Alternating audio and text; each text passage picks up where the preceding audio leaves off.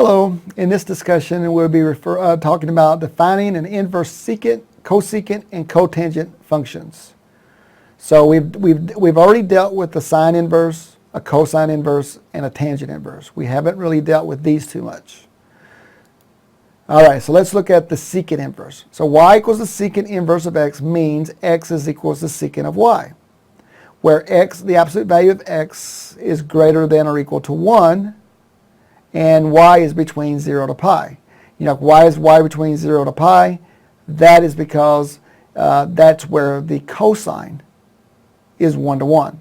So that is where the secant is also 1 to 1. Because remember, secant is 1 over cosine.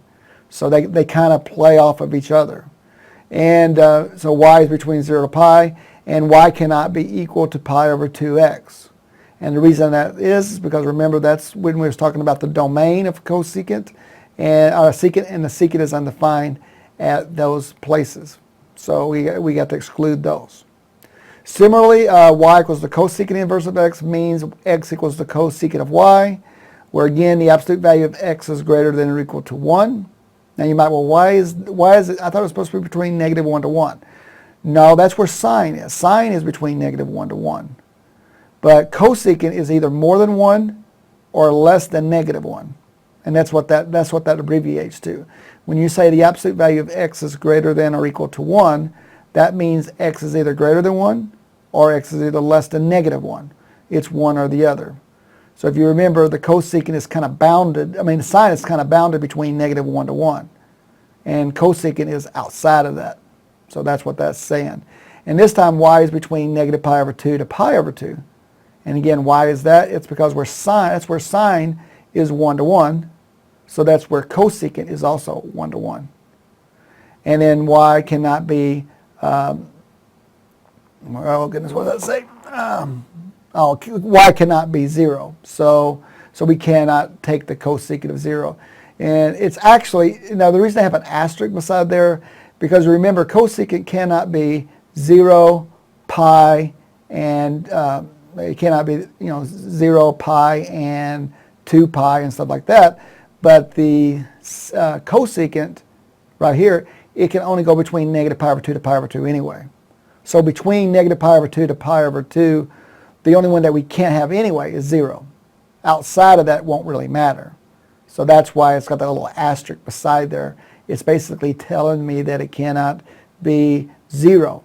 There's other places it can't be either, but where it's 1 to 1, that's the only place where it's undefined. So we can't have that. And then the cotangent inverse of x means x is equals to cotangent of y, where x is between negative infinity to infinity, and y is between 0 to pi, because that's where cotangent is 1 to 1. So tangent is actually 1 to 1 between negative pi over 2 to positive pi over 2. But this is where this was a little different. So cotangent is 1 to 1 between 0 to pi. Alrighty? So this, these inverse trig functions, secant inverse, cosecant inverse, cotangent inverse, it's in the big realm of things, they don't place a major role on this one. It is worth under discussion, but you don't really talk about them that much as the sine inverse, the cosine inverse, and the tangent inverse. These are kind of like afterthoughts. So not a major player in the course, but it is worth discussion. So just kind of keep that in mind.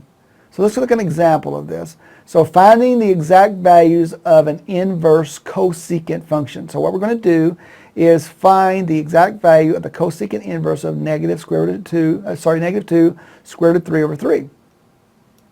So what I'm going to do is I'm going to let theta be that value, and then I'm going to go and do that. Cosecant of theta is 2 square root. So if you notice, I'm doing the exact same thing that I was doing with the first three. I let it be theta, then I move the trig function to the left side, just like if it was a sine inverse. Now here's where we break off from cosecant, because cosecant of theta, I don't have anything memorized for the cosecant. It's only for the sine, the cosine, the tangents that I have anything memorized. Plus, I don't even have a cosecant inverse button on my calculator. So it's a no-win situation if I want to keep cosecants. So I don't have anything memorized for the cosecant. My calculator doesn't even use that. So what am I going to do is I'm going to change to its reciprocal equivalent. So I'm going to change it to sine. So the reciprocal of cosecant is sine of theta, and then the reciprocal of the right side of cosecant would be 3 divided by 2 root 3. If you rationalize the denominator, that's what it ends up being. So it's negative square root of 3 over 2, and that looks somewhat familiar to me. So sine of theta is negative square root of 3 over 2, so therefore theta is negative pi over 3. All right? So if you notice, it's negative square root of 3 over 2. Now you're like, well, wait a minute, it's got a negative in there. Yeah, it does, but the thing is, what is the inverse trig function of, inverse sine function of square root of 3 over 2? That's pi over 3. But it's going to be in the fourth quadrant, so you go down, so it's negative pi over 3. So now understand, guys, when we do this, this is not saying this is the only time that the sine of theta is negative square root of 3 over 2. That's not the only time. I mean, you can keep adding 2 pi to this in sine of theta. If you add 2 pi to that, you'll get 5 pi over 3. If you take the sine of 5 pi over 3, you get negative square root of 3 over 2 on this line of work here. If you put 5 pi over 3 in there for sine, you get the negative square root of 3 over 2. But that's not, 5 pi over 3 won't work for this answer, because when you apply a cosecant inverse, you're only allowed to get answers between negative pi over 2 to positive pi over 2. That's the thing. You've got to get the answer between negative pi over 2 to pi over 2, and negative pi over 3 fits that bill, but 5 pi over 3 does not.